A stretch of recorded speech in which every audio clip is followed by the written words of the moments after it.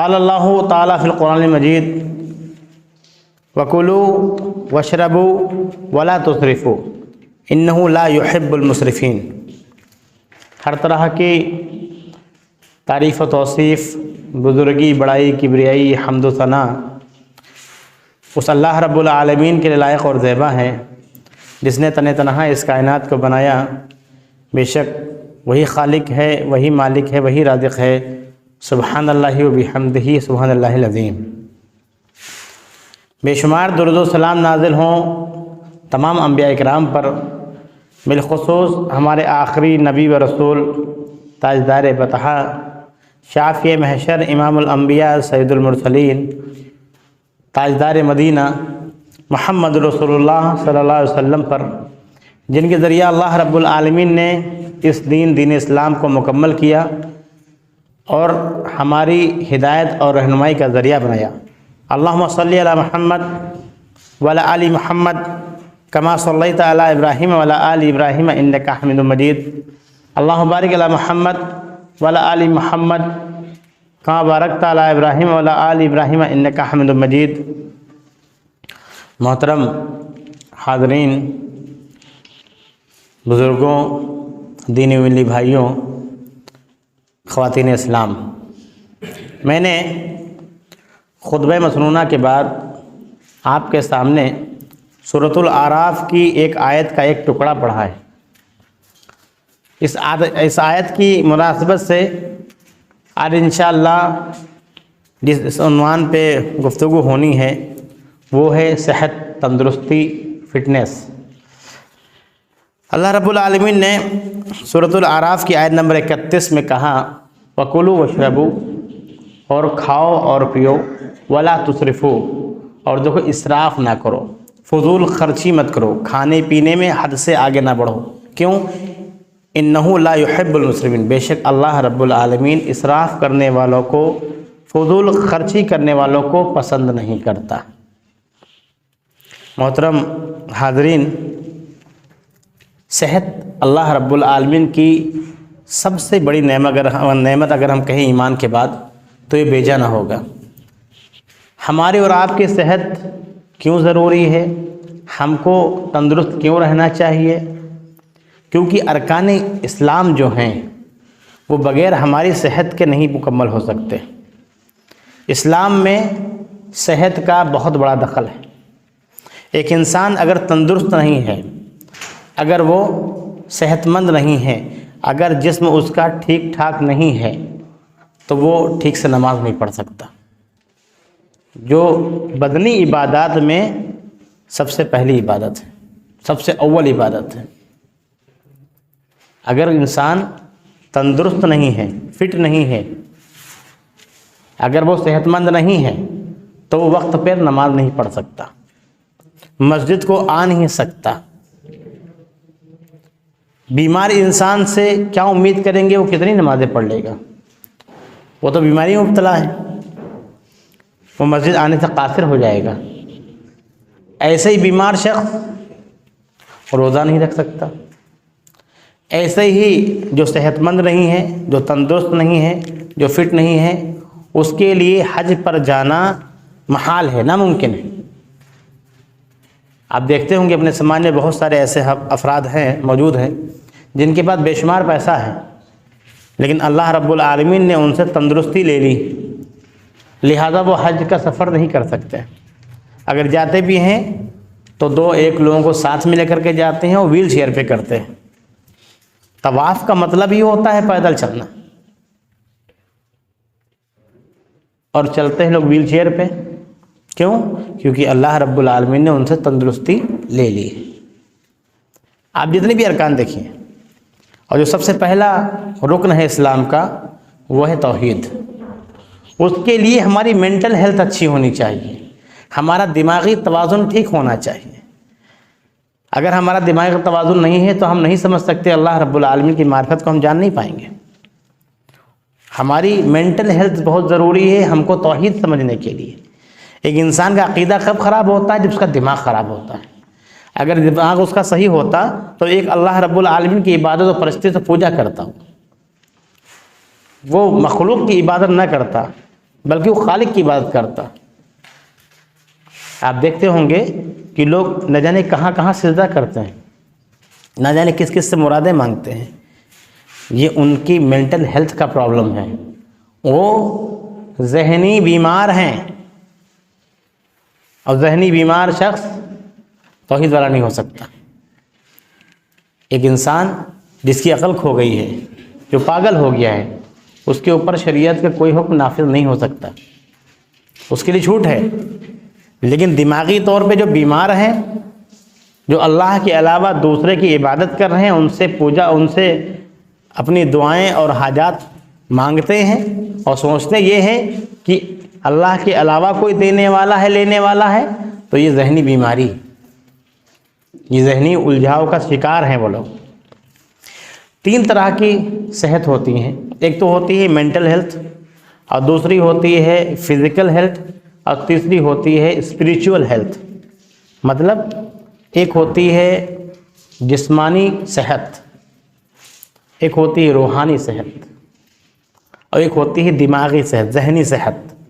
تینوں کا درست ہونا بہت ضروری ہے، لیکن میرا جو موضوع ہے وہ ہے فزیکل ہیلتھ، جسمانی تندرستی، جسمانی صحت۔ آئیے دیکھتے ہیں انبیاء کرام پہ جو اولو العزم پیغمبر رہے ہیں۔ اولو العزم پیغمبر کتنے ہیں؟ 5 ہیں۔ حضرت نوح علیہ السلام، حضرت ابراہیم علیہ السلام، حضرت موسیٰ علیہ السلام، حضرت عیسیٰ علیہ السلام اور حضرت محمد صلی اللہ علیہ وسلم، یہ اولو العزم پیغمبر میں ہیں۔ آپ دیکھیں نوح علیہ السلام اگر فزیکل فٹ نہ ہوتے، اگر جسمانی طور پر وہ مضبوط نہ ہوتے، 950 سال کیسے تبلیغ کر لیتے؟ 950 سال۔ اور اس کے بعد جب اللہ کا حکم آیا تو اکیلی پوری کشتی بنائی۔ کتنی بڑی کشتی ہے آپ تصور نہیں کر سکتے، کتنی منزل کی کشتی تھی وہ، ایک سمجھ لیجئے پورا کروز بنا دیا، پورے شہر کے برابر اتنی بڑی کشتی بنائی انہوں نے۔ کس نے؟ اکیلے جنگل جاتے لکڑیاں کاٹ کے لاتے۔ اگر وہ جسمانی طور پہ مضبوط نہ ہوتے تو یہ کام کر پاتے؟ نہیں کر پاتے۔ ایسے آپ ابراہیم علیہ السلام کی بات کیجئے، ابراہیم علیہ السلام اور اسماعیل علیہ السلام نے مل کر کے خانہ کعبہ کی تعمیر کی۔ جن لوگوں کو حج و عمرے کی سعادت ہو چکی ہے وہ ذرا تعمیر دیکھیں، آج کی تعمیر اور پہلے کی تعمیر میں بہت فرق ہے۔ بڑے بڑے پتھر ہوا کرتے تھے، ابراہیم علیہ السلام اور اسماعیل علیہ السلام نے اکیلے تعمیر کیا وہ۔ اگر ابراہیم علیہ السلام فزیکل فٹ نہ ہوتے، جسم کا بہترین اور تندرست نہ ہوتا، مضبوط نہ ہوتا، کیا وہ خانہ کعبہ کی تعمیر کر سکتے تھے؟ ایسے ہی موسیٰ علیہ السلام کے بارے میں آپ پڑھیں سورہ قصص میں آیت نمبر 26 سے لے کر کے 30۔ موسیٰ علیہ السلام جب اتنے مضبوط تھے، موسیٰ علیہ السلام مصر میں ایک شخص کو انہوں نے صرف دھکا دیا تھا، لڑائی ہو رہی تھی آپس میں، انہوں نے صرف پش کیا تھا۔ کیا کیا تھا؟ پش کیا تھا، لیکن وہ مر گیا تھا شخص۔ ہم آپ بھی پش کرتے ہیں لوگوں کو۔ پش کرنا مطلب وہ اس کے اتنا زبردست پنچ پڑا، اتنا زبردست مضبوط تھے موسیٰ علیہ السلام کہ وہ آدمی انتقال کر گیا۔ اسی وجہ سے جب وہاں رہنا ان کا مشکل ہو گیا تو وہ چلے آئے مدین کی طرف۔ جب آ رہے تھے تو مدین سے پہلے کچھ چرواہے اپنے اونٹوں کو اور جانوروں کو پانی پلوا رہے تھے۔ 2 عورتیں کھڑی تھیں وہاں پر، پانی پلانے کا انتظار کر رہی تھی اپنے جانوروں کا۔ موسیٰ علیہ السلام نے دیکھا کہ یہ خواتین کھڑی ہیں، ان کو ضرورت ہے کہ پانی پلانا ہے ان کو جانوروں کی۔ موسیٰ علیہ السلام نے پانی پلوایا۔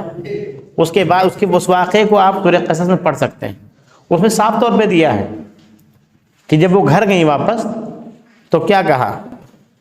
قالت احداہما یا ابتی استاجرہ انا خیر من استاجرت القوی الامین، کہ ابا جان جن کو بھی آپ نے اجرت میں رکھا ہے ان سے بہتر یہ رہیں گے اگر ان کو اجرت پہ رکھ لیا جائے، کیونکہ یہ قوی بھی ہیں اور امین بھی ہیں۔ موسیٰ علیہ السلام مضبوط بھی ہیں اور امانت دار بھی ہیں۔ مضبوطی انہوں نے کب دیکھی؟ جب کنویں پر وہ جو پتھر بڑا سا تھا وہ ہٹایا انہوں نے، جو 10 آدمی مل کر کے ہٹاتے تھے انہوں نے اکیلے ہٹایا۔ یہ امین ہے، یہ امانت دار ہیں اور یہ مضبوط ہیں۔ مضبوطی وہاں دیکھ لی کنویں پہ۔ امانت دار جب راستے میں وہ آ رہی تھیں دونوں، تو موسیٰ علیہ السلام نے کہا میں آگے چلتا ہوں، تم لوگ پیچھے آؤ اور راستہ مجھے کنکڑ مار کر کے آگے بتاتے رہنا۔ تو یہ دو چیزیں ان لڑکیوں نے دیکھی، ان خواتین نے دیکھی کہ یہ مضبوط بھی ہیں اور امانت دار بھی ہیں، تو ان کو کیوں نہ اجرت پہ رکھ لیا جائے۔ اس کے بعد ان کو دیکھیے موسیٰ علیہ السلام کتنے مضبوط تھے، اگر مضبوط نہ ہوتے تو نہ وہ گھوسا مارتے، ایک گھوسے میں وہ چلا گیا۔ دوسری چیز پتھر ہٹایا۔ محمد صلی اللہ علیہ وسلم کے بارے میں پیارے رسول محمد صلی اللہ علیہ وسلم فدا ہو امی و ابی، پیارے رسول محمد صلی اللہ علیہ وسلم بہت مضبوط شخص تھے۔ غزوہ خندق میں خود خندق کھودی اور ایک پتھر تھا جو ٹوٹ نہیں رہا تھا، آپ پڑھ سکتے ہیں، تفسیر پڑھیں گے تو اس میں یہ واقعہ ملے گا آپ کو۔ غزوہ خندق کے موقع پر نبی صلی اللہ علیہ وسلم خود جب تمام صحابہ خندق کھود رہے تھے تو ایک بڑا سا پتھر آ گیا راستے میں، وہ نہیں ٹوٹ رہا تھا، تو لوگوں نے نبی صلی اللہ علیہ وسلم کو آواز دی، صحابہ نے نبی صلی اللہ علیہ وسلم کو آواز دی۔ جب ہمارے بس کا کچھ نہیں ہوتا ہے تو ہم مضبوط لوگوں کو بلاتے ہیں کہ آئیے ذرا آپ ٹرائی کیجئے۔ نبی صلی اللہ علیہ وسلم نے 3 بار مارا اور وہ ٹوٹ گیا، جبکہ صحابہ توڑ رہے تھے مسلسل، کتنے مضبوط ہوں گے۔ نبی صلی اللہ علیہ وسلم کے قد و قامت کے بارے میں بہت سارے لوگ بیانات کرتے ہیں، زلفیں ایسی تھیں، آنکھ ایسے تھی، بال ایسے تھے اور ناک کا یہ نقشہ تھا۔ اگر جسم کی پوری قامت کی بات کی جائے، نبی صلی اللہ علیہ وسلم اچھی ڈول کے تھے۔ گردن کے بارے میں کہا گردن پتلی تھی، گردن پتلی تھی، اور آپ صلی اللہ علیہ وسلم کا سینہ اور پیٹ برابر تھا۔ جو پیٹ والے شخص ہیں وہ برا نہ مانے، ہم نبی صلی اللہ علیہ وسلم کی خصوصیات بیان کر رہے ہیں۔ نبی صلی اللہ علیہ وسلم کا سینہ اور پیٹ برابر تھا۔ آپ صلی اللہ علیہ وسلم جب صحابہ کو صف بنواتے ہیں تو آپ تلوار سے صفیں سیدھی کرتے ہیں، اور دائیں سے لے کر کے بائیں تک لوگ ایک دوسرے کو دیکھ سکتے تھے، بالکل سینہ ان کا باہر اور پیٹ اندر رہتا، سینہ باہر پیٹ اندر۔ تمام صحابہ فزیکل فٹ تھے، تندرست تھے، صحت یاب تھے۔ نبی صلی اللہ علیہ وسلم بھی صحت یاب تھے، اچھے جسم والے تھے۔ حضرت عمر رضی اللہ تعالیٰ عنہ کے بارے میں اور عثمان رضی اللہ تعالیٰ عنہ کے بارے میں ہے، وہ اچھی ہائٹ والے تھے اور خوب مضبوط جسم کے مالک تھے۔ ان کے مقابلے میں حضرت علی رضی اللہ تعالیٰ عنہ کا قد حضرت عثمان اور حضرت عمر رضی اللہ عنہ تھوڑا سا کم تھا، لیکن میانہ تھا، مطلب چھوٹے نہیں تھے لیکن ان سے کم تھا، اور بڑے مضبوط ہوا کرتے تھے ہمارے صحابہ اکرام۔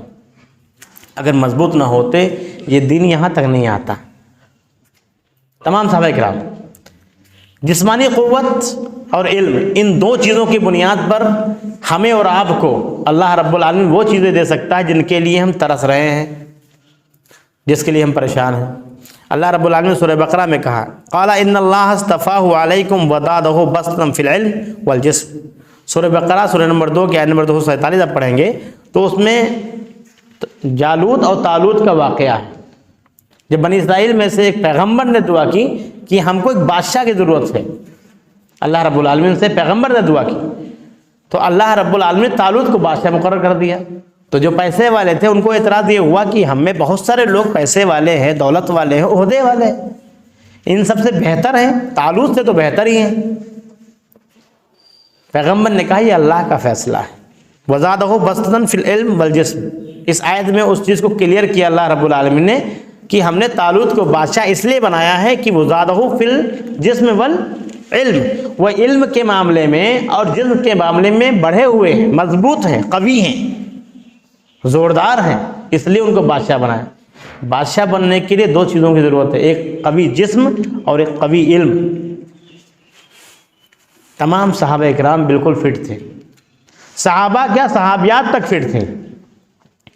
غزوہ احد کے موقع پر کیمپ میں تھیں ایک صحابیہ، اور جب دیکھا نبی صلی اللہ علیہ وسلم تنہا رہ گئے ہیں، کچھ صحابہ ادھر دائیں اور کچھ بائیں چلے گئے ہیں، نبی صلی اللہ علیہ وسلم تنہا ہیں، اور کسی کافر نے جب پتھر مارا نبی صلی اللہ علیہ وسلم کے دندان مبارک شہید ہوئے، گڈھا ہو گیا اس میں چہرے میں، تو وہ صحابیہ باہر کیمپ میں نکل آئیں اور وہ لڑنے لگیں، اور وہ جب تک کہ دوسرے صحابی آئے تب تک کہ 12 زخم کے لگے، اس کے بعد بھی وہ زندہ رہیں، تلوار سے لڑیں۔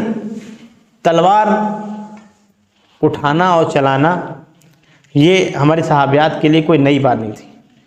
نبی صلی اللہ علیہ وسلم کے پسندیدہ کھیل کچھ تھے۔ نبی صلی اللہ علیہ وسلم کیا کرتے تھے؟ نبی صلی اللہ علیہ وسلم ترغیب دیتے تھے، خود بھی کرتے تھے، ایک تو رننگ، ایک تو دوڑنا، دوسرا تیر اندازی، تیسرا تیراکی، چوتھا گھڑ سواری، دوڑنا، تیرنا، گھڑ سواری، تیر اندازی، تلوار بازی اور کشتی۔ حضرت رکانہ کو رضی اللہ تعالیٰ عنہ کو نبی صلی اللہ علیہ وسلم نے 3 بار پٹخا، جبکہ وہ پہلوان تھے۔ حضرت رکانہ پہلوان تھے، مشہور تھے، لیکن کشتی میں نبی صلی اللہ علیہ وسلم نے 3 بار ان کو پٹخا۔ نبی صلی اللہ علیہ وسلم کے پاس کتنی طاقت تھی، نبی صلی اللہ علیہ وسلم میں تکنیک بھی تھی، طاقت بھی تھی۔ جو بڑے بڑے کام کرتا ہے اس کو اپنے جسم کی دیکھ ریکھ کرنی چاہیے۔ ہم اور آپ بڑے کام کے لیے، بڑے مقصد کے لیے پیدا کیے گئے ہیں۔ وہ الگ بات ہے کہ ہم دنیا کمانے میں اور دنیا کو حاصل کرنے میں اپنا جسم تک کھو رہے ہیں۔ ہمیں بڑے کام کرنا ہے تو ہم کو بالکل اپنی صحت کا پورا خیال رکھنا ہے۔ یہ سب ہماری فزیکل ہیلتھ سے ریلیٹڈ ہیں، اس کا تعلق ہماری جسم کے تندرستی سے ہے۔ رننگ ہو چاہے تیراکی ہو، آپ تیرنا سیکھیے، اس میں بہت ایکسرسائز ہوتی ہے۔ تیرتے تیرتے لوگوں کو پسینہ آتا ہے، پانی میں پسینہ۔ گھڑ سواری بچوں کا کھیل نہیں ہے۔ یہ تمام چیزیں نبی صلی اللہ علیہ وسلم خود کرتے تھے اور دوسروں کو اس چیز کی ترغیب بھی دیتے تھے کہ ایسا کرنا ہے۔ نبی صلی اللہ علیہ وسلم نے بڑے پیٹ والے کی طرف اشارہ کر کے بتایا، جس کا پیٹ بڑھا ہوا تھا۔ کیا بتایا؟ کہا یہ کیا ہے؟ تو اس نے کہا کہ اللہ کی برکت ہے یہ۔ کہا اللہ کی برکت نہیں ہے، اللہ کا عذاب ہے۔ آج میں یہ خطبہ جو دے رہا ہوں، اس کا ایک مقصد یہ بھی ہے کہ پہلے خود پہ عمل کرنا چاہیے، تب بولنا چاہیے۔ لما تقولون ما لا تفعلون۔ ہمارا خود کا پیٹ بڑھا ہو اور ہم پیٹ گھٹانے پہ تقریر کریں، کہاں سے مناسب ہے؟ یہ میں دیکھتا ہوں بہت سارے علماء اکرام بولتے تو ہیں لیکن عمل نہیں کرتے ہیں۔ پہلے ہم کو اور آپ کو عمل کرنا چاہیے، اس کے بعد اس پر بولنا چاہیے۔ یہ حقیقت ہے، اور اس موضوع پر بولنے کی ہمت تبھی ہوئی ہے کہ ہم نے اپنے اوپر کام کیا ہے۔ صحابہ کرام حضرت عمر رضی اللہ تعالیٰ عنہ ٹوکتے تھے لوگوں کو کہ تم اپنی صحت کا خیال رکھو۔ جن کو ذمہ دار بناتے، اگر اس کا پیٹ نکلا ہوتا تو اس کو ذمہ دار نہیں بناتے۔ فزیکل فٹ آدمی چاہیے کام کرنے کے لیے، ٹائم پر کام کرنے کے لیے۔ نبی صلی اللہ علیہ وسلم نے پناہ مانگی ہے، اللہم انی اعوذ بک من العجز والکسل والجبن والحرم۔ اے اللہ مجھے بچا سستی سے، کاہلی سے، بزدلی سے۔ جب موٹا انسان ہوتا ہے تو وہ کاہل ہو جاتا ہے، اونگتا رہتا ہے، سوتا رہتا ہے۔ ہم کو اور آپ کو اپنی صحت کا خیال رکھنا ہے۔ ہم کیوں موٹے ہو جاتے ہیں؟ ہم کیوں صحت مند ہو جاتے ہیں؟ یقین جانی اسلام مکمل ہے اور مکمل ضابطۂ حیات ہے۔ نبی صلی اللہ علیہ وسلم نے کھانے پینے کے آداب بھی بتائے ہیں۔ مسند احمد کی روایت ہے، ابن ماجہ میں بھی ہے، ترمذی میں بھی ہے، نسائی میں بھی ہے۔ نبی صلی اللہ علیہ وسلم نے بتایا کتنا کھانا کھانا ہے ہم کو اور آپ کو، دعوت ہو یا گھر پہ ہو۔ اپنے پیٹ کے 3 حصے کریں ہم، 1/3 کھانے میں، 1/3 پانی میں اور 1/3 سانس لینے کے لیے۔ لیکن ہم اور آپ جب بیٹھتے ہیں کھانے کے لیے تو سانس لینے کی بھی جگہ نہیں چھوڑتے ہیں۔ یہ اوور ایٹنگ جو ہوتی ہے یہ ہمارے جسم میں موٹاپا لے کر کے آتی ہے، اور موٹاپا ہماری صحت کو خراب کرتا ہے اور بیماریوں کا گھر ہے۔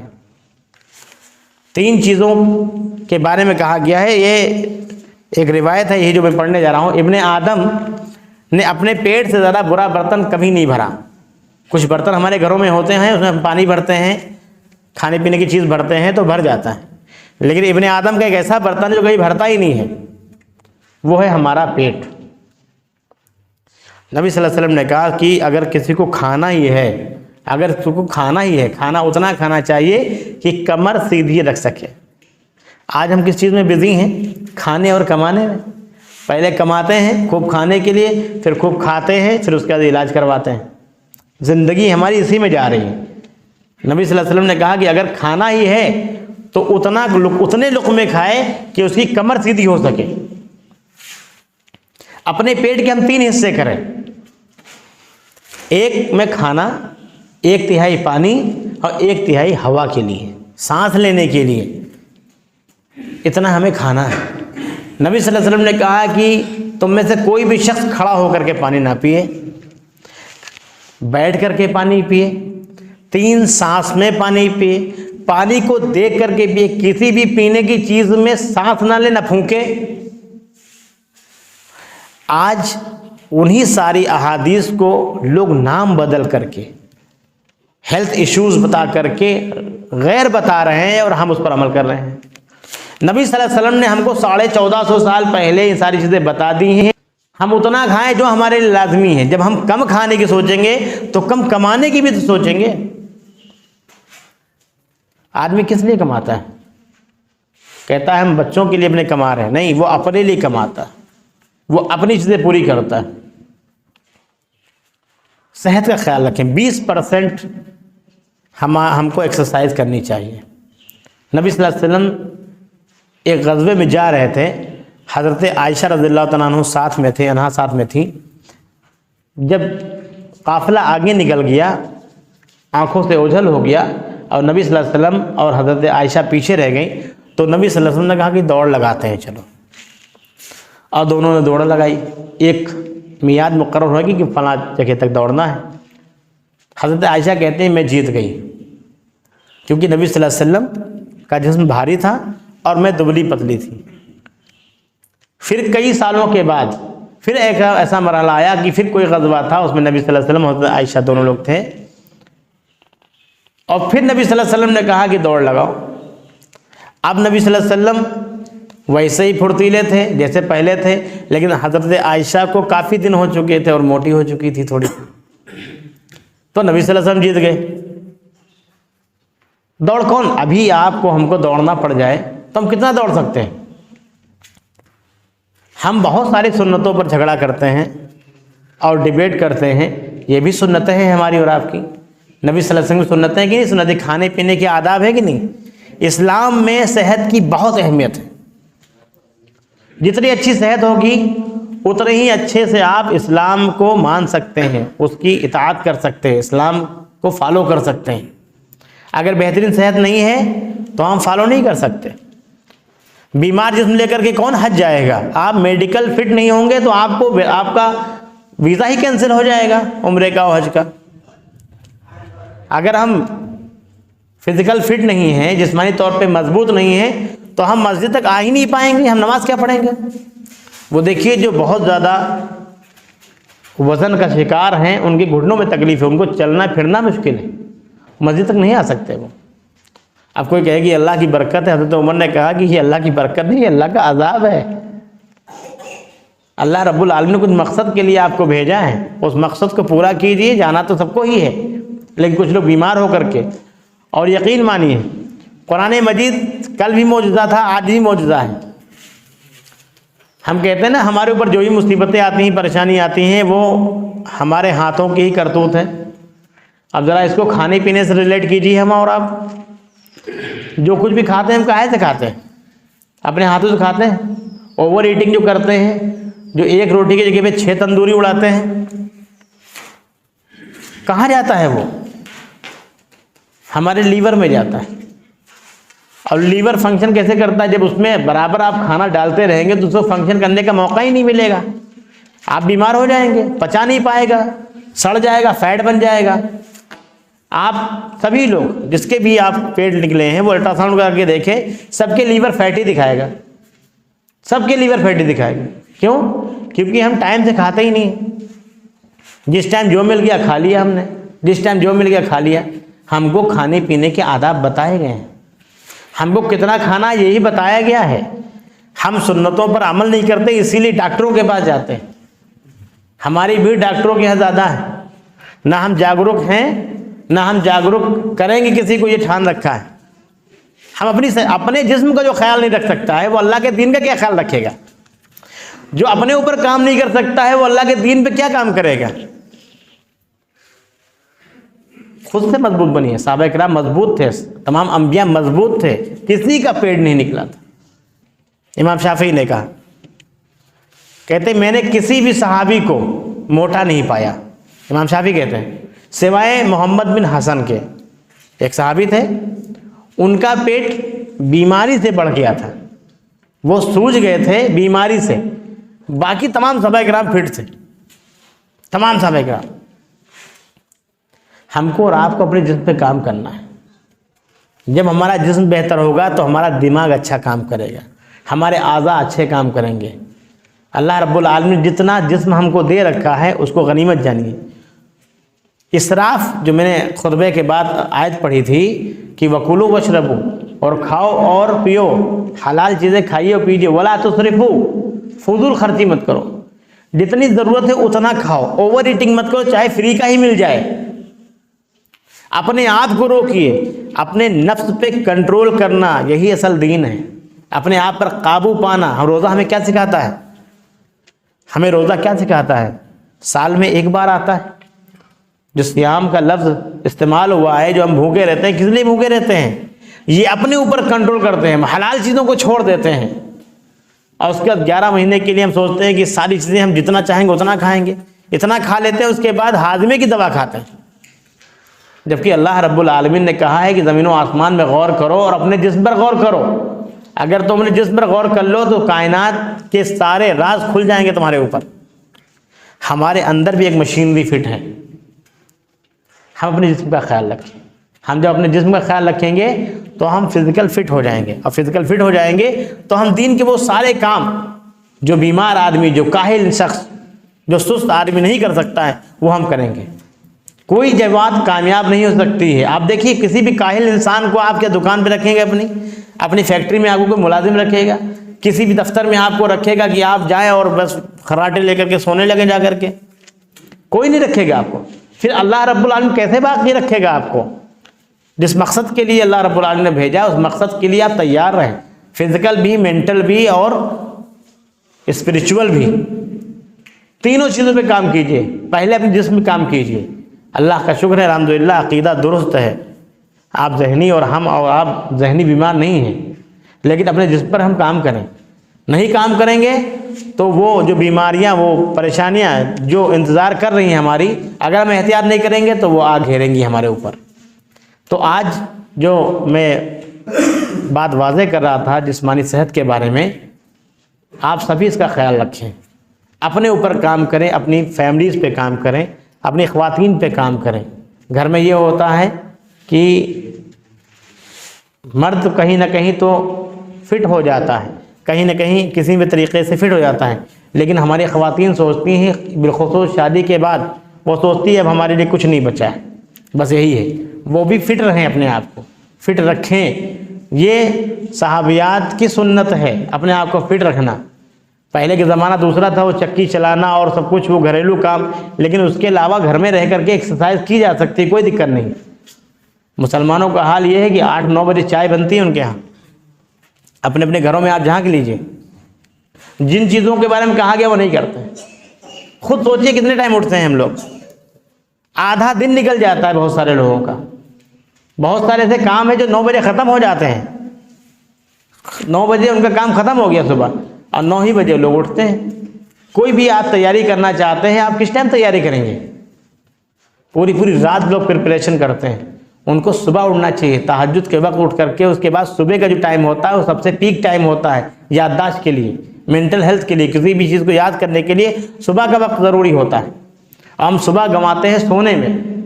تو اپنی جو عادات ہے، ہماری جو عادات ہے، ان پر ہم کام کریں، اپنے آپ کو فٹ رکھیں۔ اللہ رب العالمین سے دعا ہے کہ اللہ رب العالمین ہم سب کو صحت و تندرستی عطا فرمائے، آمین۔ وآخر دعوانا الحمدللہ رب العالمین۔